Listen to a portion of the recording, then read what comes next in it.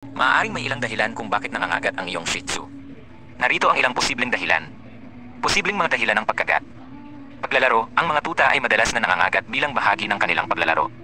Sa edad na 11 months, ang iyong Shih Tzu ay maaaring nasa yugto pa rin ng pagiging tuta at hindi pa natututo ng mga angkop na paraan ng paglalaro. Pagkabagot, kung ang iyong Shih Tzu ay nababagot, maaaring siya ay mangagat upang makuha ang iyong pansin o upang mailabas ang kanyang labis na enerhiya. Pagiging masakit, ang mga tuta ay maaaring mangagat kung sila ay nasasaktan, halimbawa, kung mayroon silang sakit ng ngipin o kung sila ay nasugatan. Pagtatanggol, ang mga tuta ay maaaring mangagat kung nararamdaman nilang nanganganib sila. Pagiging dominante, ang ilang mga tuta ay maaaring mangagat upang ipakita na sila ang nangingibabaw sa kanilang kapaligiran. Normal ba ito sa Shih Tzu na edad 11 months? Ang pagkagat ay isang normal na bahagi ng pag-unlad ng mga tuta, ngunit mahalagang turuan sila ng mga angkop na paraan ng paglalaro at pag-ugali. Sa edad na 11 months, ang iyong Shih Tzu ay dapat na nagsisimula ng matuto ng mga utos at masunurin. Ano ang maaari mong gawin? Turuan ang iyong Shih Tzu ng mga utos, turuan siya ng Kino Bite o Gentle upang matuto siyang tumigil sa pagkagat.